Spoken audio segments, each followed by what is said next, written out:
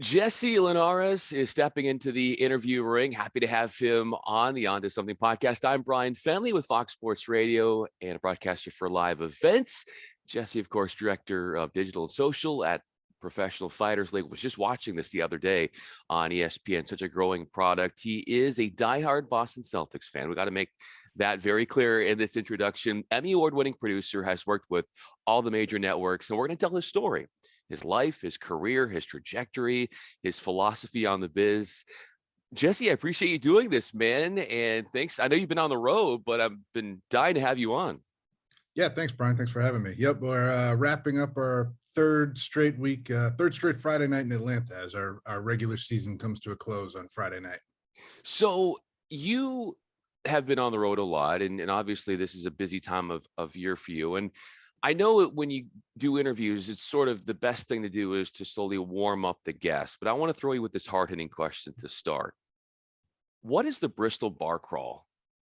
Oh, the Bristol bar crawl. That was legendary. 2006-ish, maybe.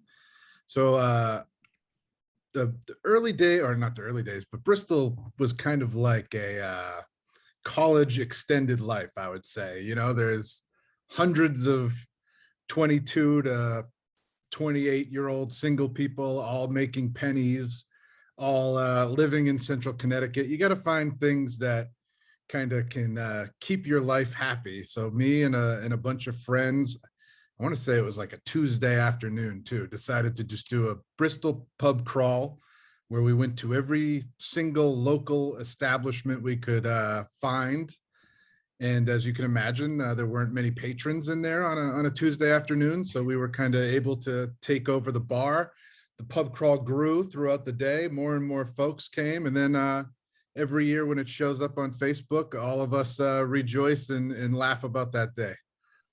How did the Bristol bar crawl turn into the Cape Cod Duckmobile? Oh, the Cape Cod, that was another fun summer away. A bunch of us rented a house. Pretty much the same crew and a lot of the same activities, unfortunately, or fortunately, I guess, if you look at it. Growing up for you and understanding the journey and where you've taken this, and obviously with, you mentioned at ESPN for a while, the transition to ESPN, and like you said, with a lot of people in central Connecticut and trying to find your voice, your way, your identity, how were you able to start to do that early on when you got to Bristol? Yeah, that's a good question. I took a real liking to cutting highlights, and that kind of became my niche. I loved being down there. I loved, doing the research and kind of just digging in on, I have a random Mariners Reds game in August. How do we make this interesting for a viewer? Try to sell some crazy ideas and then make the best product you can. And there's really nothing cooler as a 22-year-old working at Bristol than people listening to your ideas and saying, yeah, let's run with that. You make TV. Like, this thing that you created in your brain is going to be on SportsCenter, read by Stuart Scott or Scott Van Pelt or whoever the anchor was that night. So I really, I took a liking to highlights, and that's kind of where I found my groove. Did a lot of highlight stuff, and then I worked on the 11 o'clock SportsCenter for a really long time as one of the two production assistants there nightly, doing all sorts of different things. And it's really just hard work at Bristol at that young age, and being reliable and being able to come in and do your job at a high level is kind of how you make your way. Those ideas that you threw out there early on, the creativity, if I was watching you and cutting and studying the game of a Mariners game in August, what am I going to learn about the way in which you want to tell the story? Yeah, that's it's really about trying to find what makes that game interesting, right? Like, every baseball game is going to have RBI singles or home runs or strikeouts, right? Like, how do you find that storyline within those RBI singles and strikeouts? Is there something crazy that happens in the stands that reminds you of something that you saw 10 years ago that you can blow out into a wild highlight? Is there something in your pregame research that, this pitcher struggles against the bottom of the lineup. How do we build that to be a storyline? Is it something you watched on TV last night that you can steal that idea and turn it into a highlight, right? Like every idea is not taken, but kind of molded from somebody else's idea, right? And make it your own and make it special. What's the most interesting thing about your story, Jesse, aside from the metaphorical RBI singles, the strikeouts, and the home runs about you? About me? Ooh, what is interesting about me? That's a good question. I don't know. That's what is interesting about me. I'm a diehard sports fan. I from an early childhood, wanted to be involved in sports in some form or fashion. I was lucky enough to attend Emerson College that had a lot of inroads at ESPN. And, I kind of just had a drive to be involved in sports in some form or fashion, and have been lucky enough to kind of now play it out for, I don't know, 20 years post college, and kind of just going with the flow and kind of seeing where my career takes me. I'm definitely a live day by day kind of guy. There isn't much that I'm like, in 5 years I want to be here. That's not how my brain works. I'm much more of a, okay, tomorrow I know I need to do this. Let's do this. The next day I need to do this. My wife hates it, but that's kind of how I operate. Well, how is her perspective different than yours with that? Oh, my wife is got a brain that does not stop. She has to be planning and thinking about everything from 5 minutes from now all the way up to 15 years from now. There's a plan. That's just how her brain works. And I actually think that's what make us work. I can kind of be the fly by the seat of the pants. If something doesn't go right, it's okay. We'll move on. But she needs to have everything planned out. Her brain is much bigger than mine, has a lot of capacity for a lot of information. So she definitely drives the planning bus in our house. That's for sure. You definitely complement each other. Jesse Linhares is with me. I'm Bryan Fenley. When did you know that she was the one you want to marry? It's, we actually met at ESPN. I was in highlights and she was a production assistant at the time. We were just working together, and we really just clicked on a personality level really, really early on.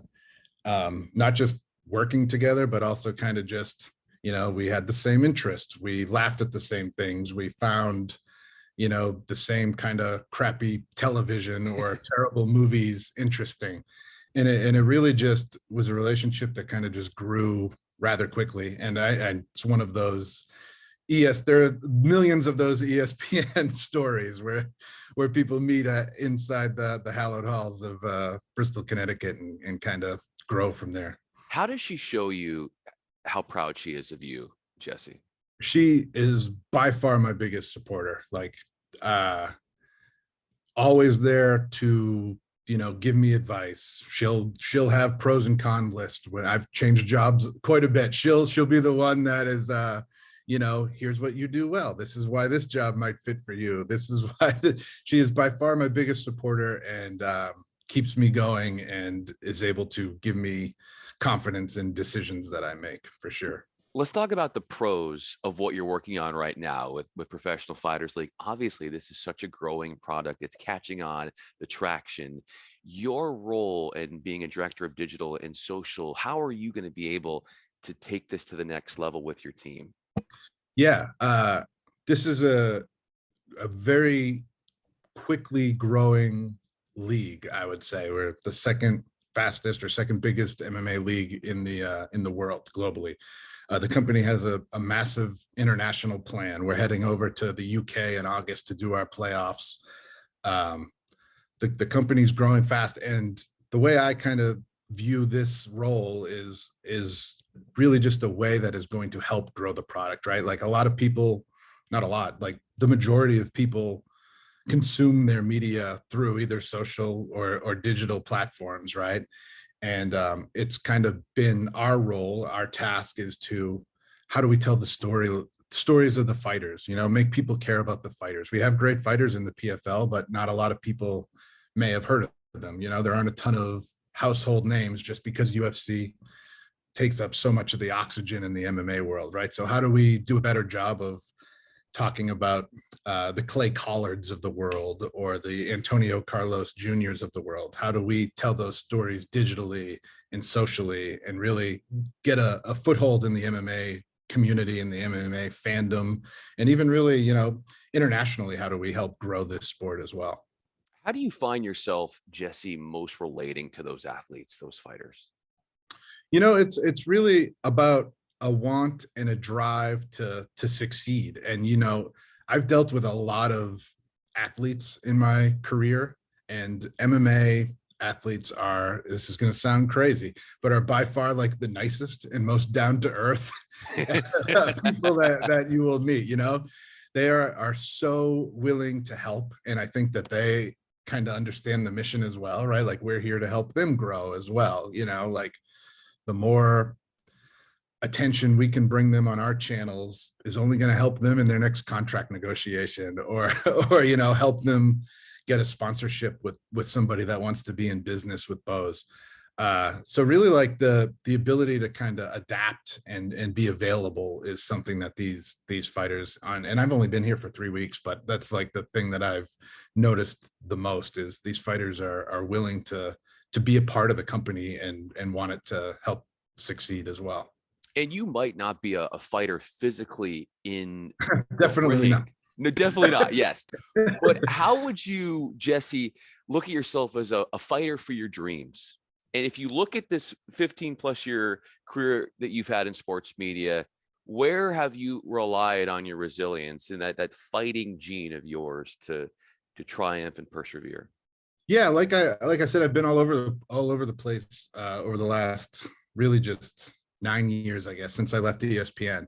And it hasn't always been easy, right? I've been laid off twice now from different media organizations, but have been able to kind of just fight my way back, if you will. Like, I know that sounds incredibly cheesy, but like, find a place that I think will fit me and that I will benefit, and really fight for myself to fit in those places. And a lot of these places, I'm joining teams that are already established, and like, how do I come in and not only my last couple jobs have been in management roles, like, how do I find my place in a team that's already established and grow trust with the people that I'm working with, as well as the people above me. So like, being not quitting on this industry, I would say, is what kind of has made me a fighter. Because there are a couple times that things didn't go my way, that had me down on the floor, and I easily could have said, the amount of times I've told my wife, and my mother lives with us as well to help take care of the kids, the amount of times I've said, my life would be so much easier if I was just a butcher. I live across the street from a grocery store. I could just go over there, work my 8 hours, come home, not worry about it, but the love of sport and this industry has taken a hold of me and made me want to fight for a career. That's super inspirational to mention. And one of the reasons why I wanted to have you on, I want people to realize just what you've overcome to get to where you are. And sure, we have those thoughts about something simple, and no job is simple, but just as far as the proximity, if you were not having to travel and you worked at the grocery store, but there's something I think within you that you wouldn't have the passion for life, the zest for life that you get with what you do. Now, there's something that this fulfills or satisfies internally for you, which is why you keep coming back. And I saw this story, which was really interesting. So I would love for you to expound on this. So when you were with Big Ten, Mark Carman, his sprint through the BTN hallways, how fast is his 40 time? I think it's probably slipped off in the last couple of years since he was a collegiate swimmer. I would say he would admit it, but it might have been the fastest one I've seen. I mean, he was I think it was a Jordan Poole buzzer beater, and it was probably like midnight on a Friday night, and he was done with work, but he's a diehard Michigan guy, so he had to stick around. A lot of us were watching in the green room. Second that shot went through the net, he was off. And only to be seen seconds later after his lap around the entire studio. Gosh.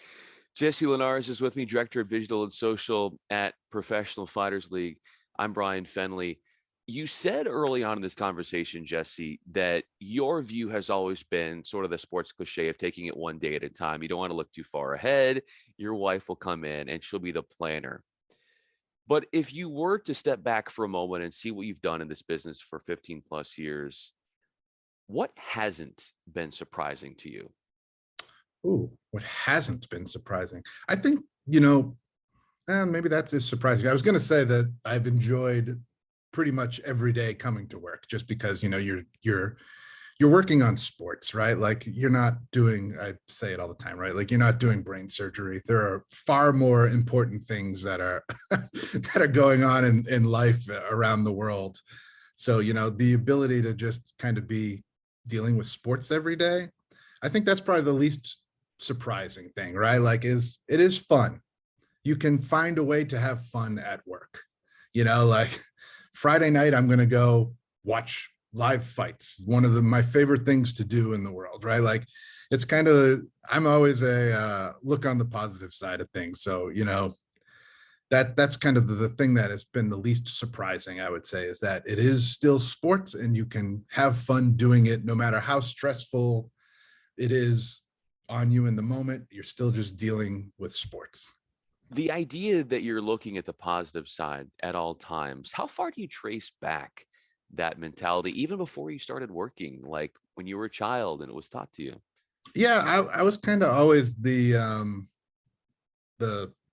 I don't want to say class clown, but I was always had a smile on my face, always joking. It goes pretty far back, and I've kind of been able to keep that personality trait throughout my life, which has been pretty lucky to do, I would say. How do you think that's helped you maneuver this business and just your mindset and your point of view?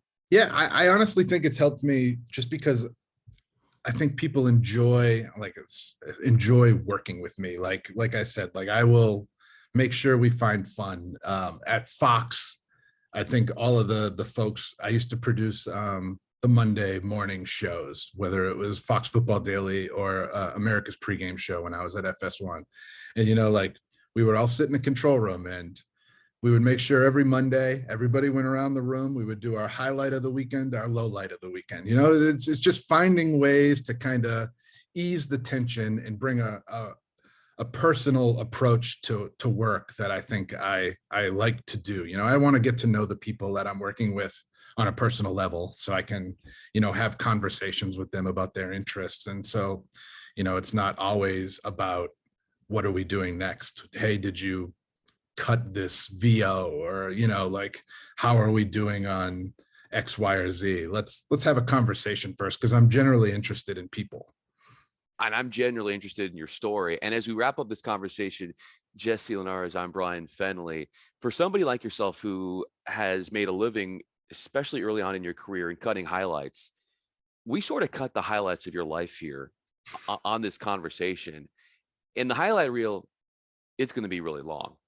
That's just the way, because there's not a lot of low lights in your A lot career. of transitions, a lot of transitions in my highlight reel. Yeah, a lot of dissolves in Yeah. between.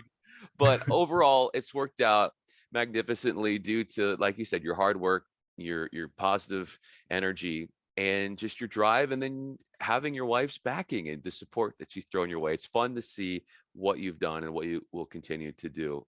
Really happy for you. And thanks so much, Jesse, for coming on. I really appreciate this. Thanks, Bryan. Thanks for having me.